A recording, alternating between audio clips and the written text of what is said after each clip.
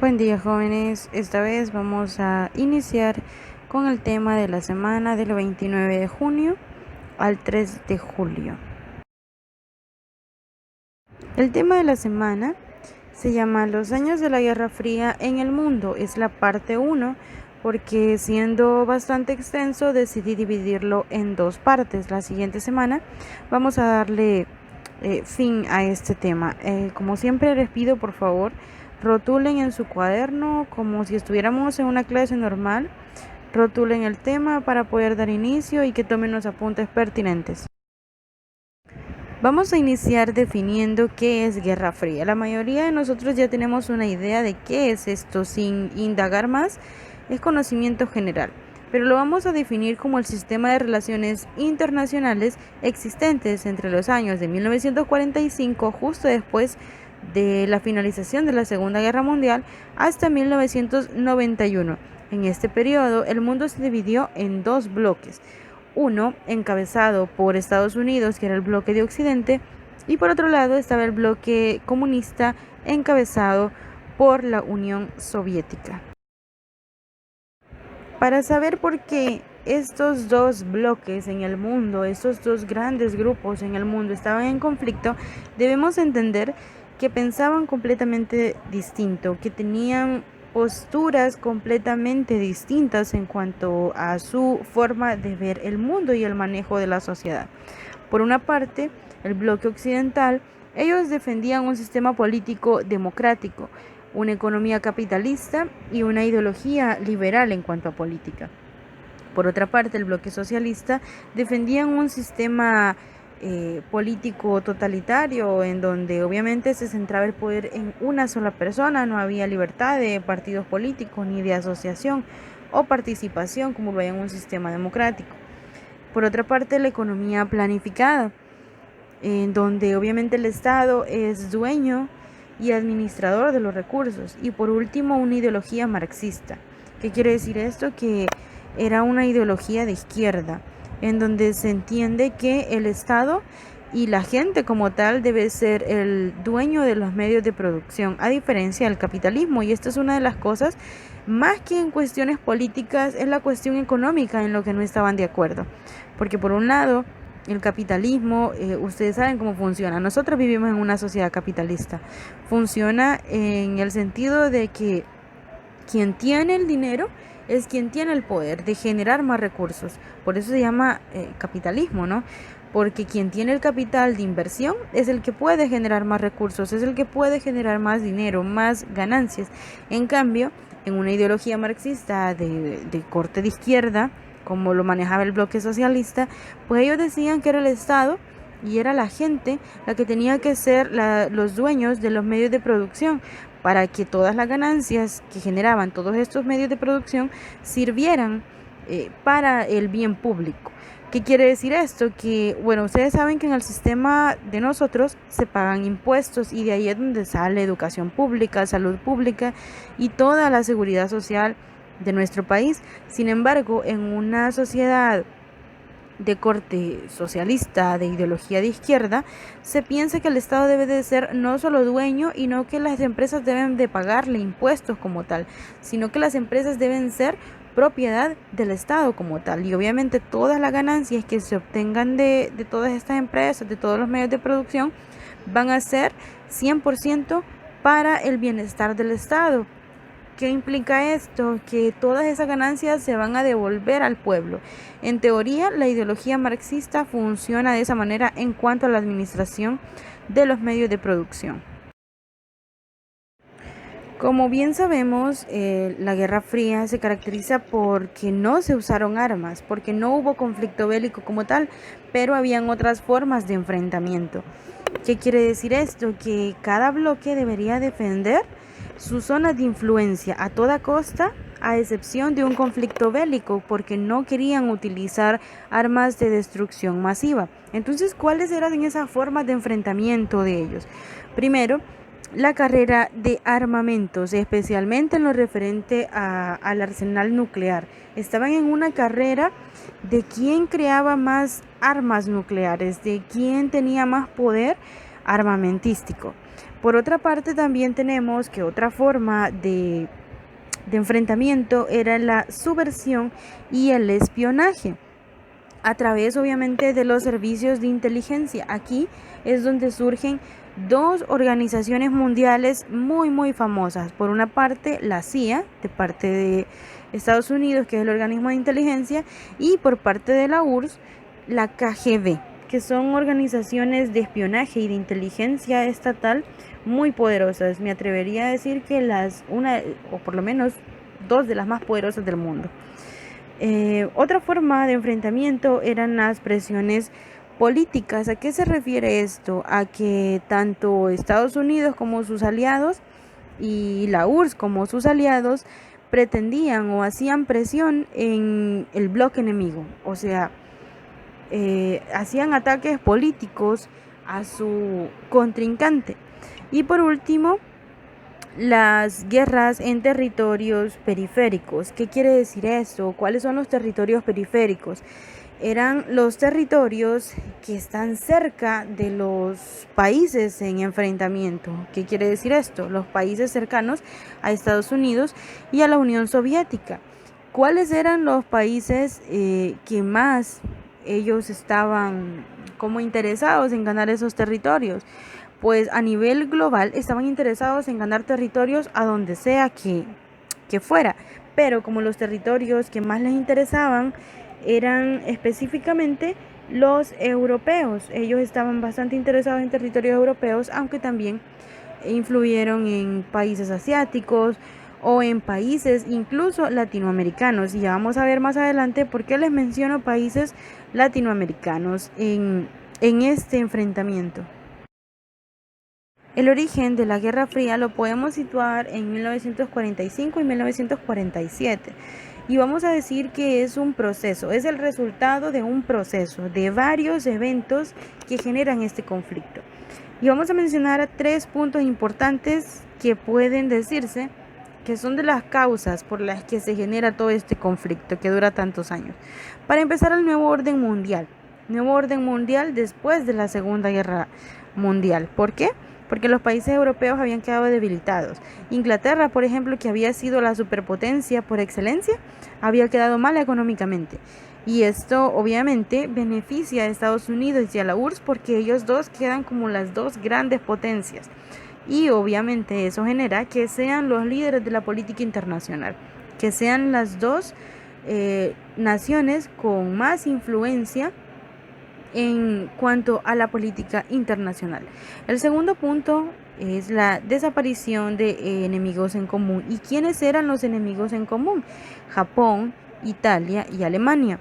Ellos aplicaron durante la Segunda Guerra Mundial el dicho popular de el enemigo de mi enemigo es mi amigo. Entonces ellos se unen en contra de un enemigo en común. Con la finalización de la Segunda Guerra Mundial, el enemigo desaparece totalmente. Entonces ellos ya no tenían un motivo, ya no tenían una razón para seguir siendo socios, ya no tenían acuerdos o ya no tenían un motivo para seguir de amigos, entre comillas, ¿no? A pesar de que se creó la ONU y se tuviera la esperanza de que estas dos superpotencias empezaran a asociarse, a ser más colaboradoras entre ellas, eso no sucedió. ¿Por qué? Porque cada una tenía y defendía sus ideales en cuanto al manejo de la administración pública y de los recursos económicos. Y por otro lado, tenemos que los conflictos territoriales también fueron fuente de tensiones entre estas dos naciones. ¿Por qué? Porque después de la Segunda Guerra Mundial, los países vencedores se reparten territorios. Cada quien se reparte una porción del territorio que habían ganado, a los países que les habían ganado. Sin embargo, habían llegado al acuerdo de que debían desocupar militarmente esos territorios, pero la negación por parte de la URSS de abandonar territorios ocupados por los aliados, eso generó conflicto y solo lograron sacar, por ejemplo, de territorio iraní a la URSS por pura presión política de Estados Unidos. Todos estos problemas generan que la desconfianza mutua entre las dos potencias triunfe.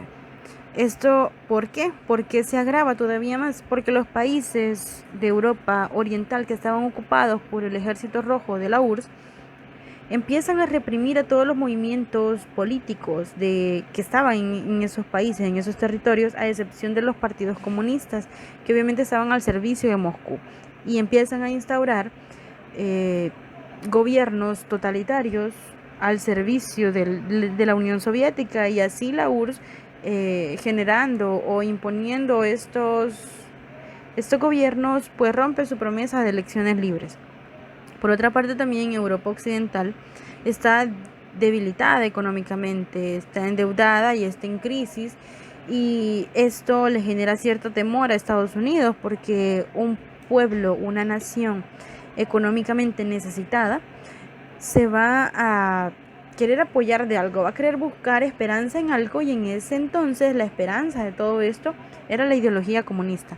Por tanto, tenían miedo de que también países de Europa Occidental empezaran a instaurar gobiernos de izquierda, empezaran a instaurar pues regímenes políticos comunistas como el de la Unión Soviética. ¿En qué resulta esto? En que Estados Unidos, a través de su jefe de Estado, el señor Truman, empieza a generar una doctrina que se llama así como él, la doctrina de Truman. ¿Y de qué se trataba? De hacer ayudas económicas a países europeos que estaban en crisis, con tal de frenar cualquier movimiento comunista. O sea, ellos les ayudaban económicamente a los países europeos que les colaboraran a erradicar, a exterminar cualquier intento de un movimiento comunista en sus territorios. Pero obviamente la Unión Soviética no estaba de acuerdo con la implementación de esta doctrina, de este tipo de ayuda. Y en respuesta a Stalin, que era el máximo líder de ese entonces de la Unión Soviética, pues ellos lanzan también otra doctrina y crean así la Cominform, que esto no solo era una forma de ayuda económica, sino que era una forma de cohesión, una forma de adhesión, una forma de agrupación y asociación de todas las naciones que los apoyaban, que seguían el régimen de él, que seguían y estaban a favor de la Unión Soviética. Entonces así se forman estos dos planes, la doctrina de Truman, pero también la Cominform por parte de la URSS. Les voy a solicitar, por favor, que realicen el cuestionario de repaso de la página 142 de su libro de texto.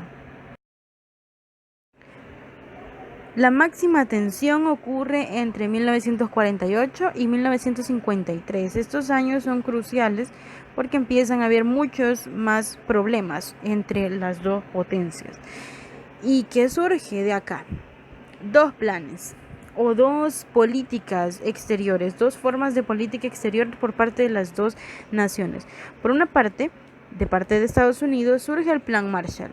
El gobierno estadounidense diseñó una estrategia para reactivar la economía de los países europeos que le eran favorables. Su secretario de Estado, el señor Marshall, propuso una generosa ayuda a la que le dio el nombre de Plan Marshall, como su apellido, ¿no?, que incluyó a casi todos los países de Europa Occidental, a excepción de España, porque se consideró que la dictadura de Francisco Franco era un régimen antidemocrático, y ellos defendían, como ya lo vimos, ellos defendían mucho la idea de la democracia. Los países más beneficiados fueron el Reino Unido, Francia, Italia, Alemania Occidental, porque en ese entonces estaba dividido Alemania, y Estados Unidos, ¿qué buscaba con eso? ¿Cuál era su objetivo? Obviamente mejorar el nivel de vida de los países europeos para mantener así apaciguada la población y que no buscara ideales comunistas. De eso se trataba básicamente el Plan Marshall. Por otra parte, la Unión Soviética lanza o crea el Comecon. La Unión Soviética lo crea en 1949 y es el Consejo de Ayuda Mutua Económica, así se llama, ¿verdad? Y Comecon son como las siglas. ¿Cuál era el objetivo? Era coordinar las políticas económicas de los países de Europa Oriental y establecer mecanismos de asistencia mutua, que quiere decir que iban a colaborar entre ellos. Los países que se adhirieron a la Unión Soviética, ¿cuáles eran? Pues Hungría, Checoslovaquia, Alemania Oriental, Polonia, Bulgaria, Rumania y Albania. Estos eran los países que se adhieren a esto y obviamente obtienen cierto beneficio y asistencia por parte de la URSS. Si ustedes se fijan, pues aquí podemos entender de dónde sale la división de Alemania en ese entonces. Una parte estaba manejada por la URSS y otra estaba manejada por Estados Unidos. Alemania es una parte importante de la historia. Como les mencionaba, pues después de la Segunda Guerra Mundial, los países vencedores se quedan con los territorios y se los reparten de los países vencidos. Alemania, como un país vencido durante la Segunda Guerra Mundial, queda dividido así como se los muestro en este mapa.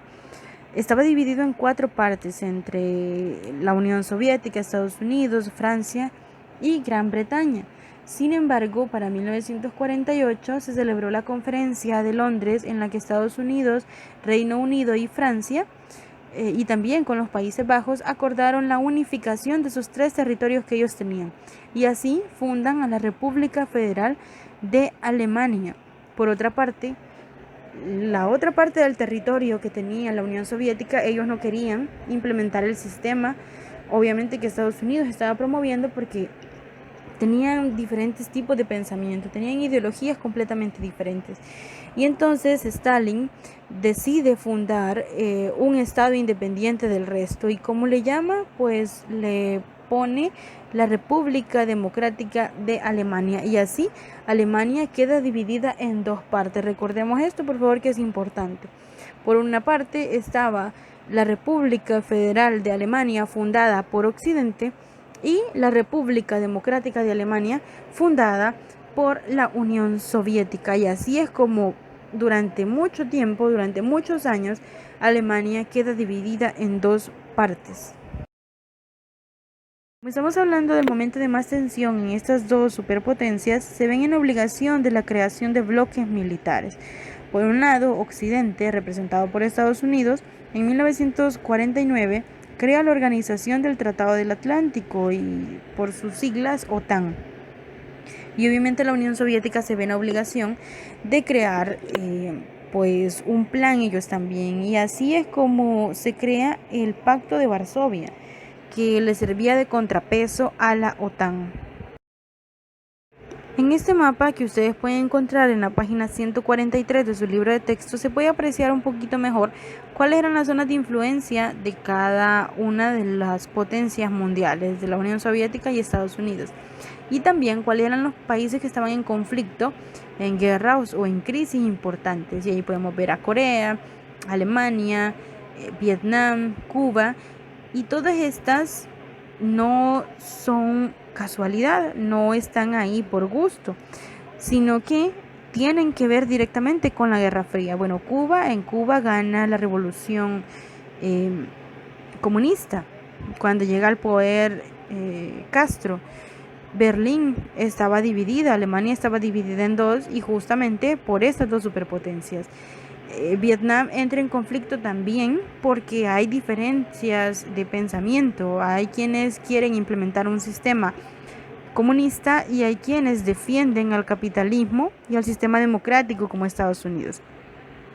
Y Corea también, cuando hay una guerra en Corea que resulta en la división del territorio y así la creación de 2 países independientes. Entonces estos conflictos sí tienen que ver directamente con el conflicto de ese entonces, el contexto internacional de la Guerra Fría. Llega un momento en el que ambas potencias desean expandir sus zonas de dominio, y hay 2 hechos significativos. Primero, es la creación de la República Popular de China en 1949 y la Guerra de Corea entre 1950 y 1953. Pues en el caso de la creación de la República de China, después de una guerra civil, se logra instaurar, se logra implementar un gobierno prácticamente totalitario, porque quien llega al poder está ahí, permanece en el poder hasta el día de su muerte. Cabe mencionar que el gobierno chino colaboraba mucho con la Unión Soviética, pero con el tiempo se fueron alejando poco a poco e intentaron establecer su propia zona de dominio. Por el lado de Corea, pues ya sabemos en qué termina este conflicto, ¿no? No hay un tratado de paz, no hay un acuerdo de paz, y en lo que termina es en la división del territorio, y así surge Corea del Sur y Corea del Norte como lo conocemos hasta el día de ahora. Les voy a pedir por favor que realicen el cuestionario de repaso de la página 144 de su libro de texto. Llega un punto entre 1954 y 1975 que lo podemos denominar como la coexistencia pacífica, pero también tiene que ver con el cambio de administración.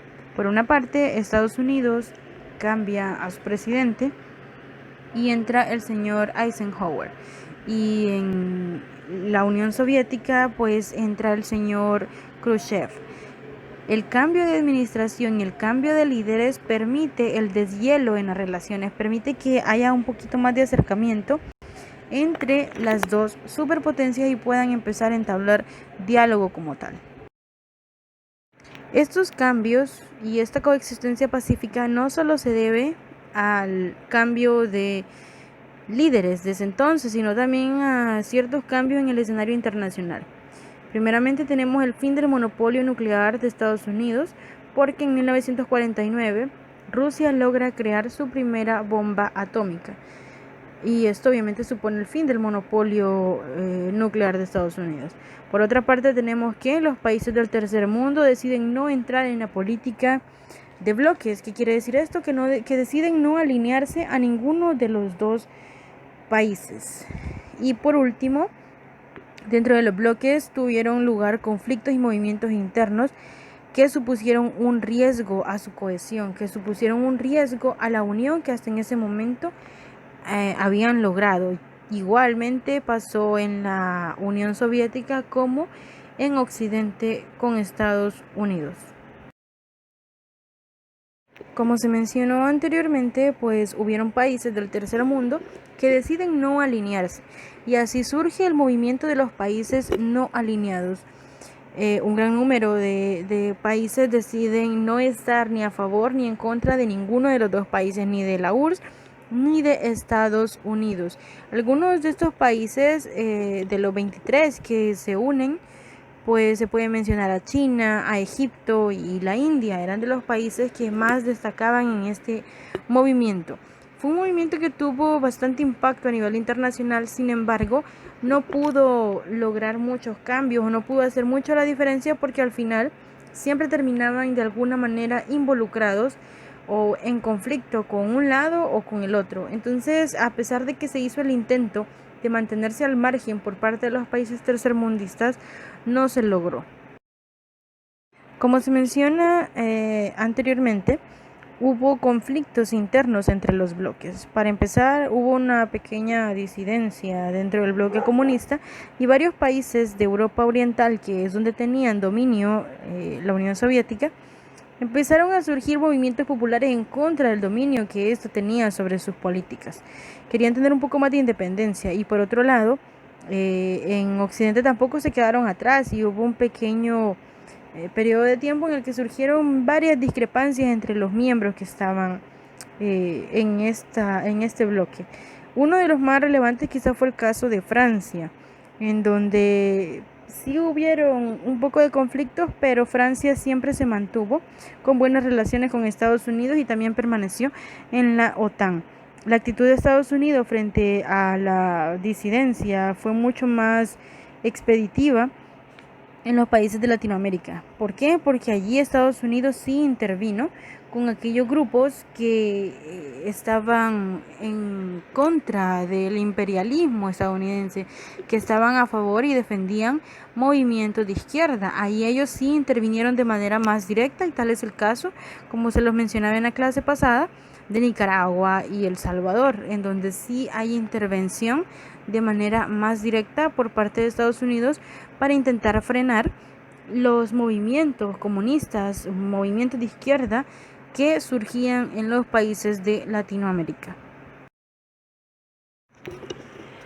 Bien, jóvenes, para terminar, aparte de los apuntes que usted ha tomado y de los cuestionarios de repaso que ha resuelto, le voy a dejar una tarea extra. En la descripción de este video le voy a dejar el enlace de otro video que usted tiene que ir a ver. Obviamente no es hecho por mí, es un fragmento de una película que tiene que ir a ver. Y en su cuaderno usted me va a escribir un análisis de lo que usted va a escuchar en ese video. ¿Qué es lo que usted comprende? Pero no necesito o no quiero un análisis de 3 líneas, de 5 líneas, mínimamente va a ser media página la que usted tiene que escribir de lo que usted escucha ahí. No transcribir lo que usted escucha, sino qué es lo que usted comprende. Y obviamente tiene que ver con el tema que hemos estado viendo. Así que, jóvenes, lo voy a dejar, por el momento lo voy a dejar hasta acá. Y la próxima semana vamos a continuar y finalizar este tema. Como siempre, o como se los he dicho siempre, queda a su disposición por Skype o por el correo electrónico para cualquier duda que surja, para cualquier sugerencia que tengan. Pues estoy a la orden y gracias por estar acá y por ver el video hasta el final. Nos vamos o me van a escuchar hasta la próxima semana.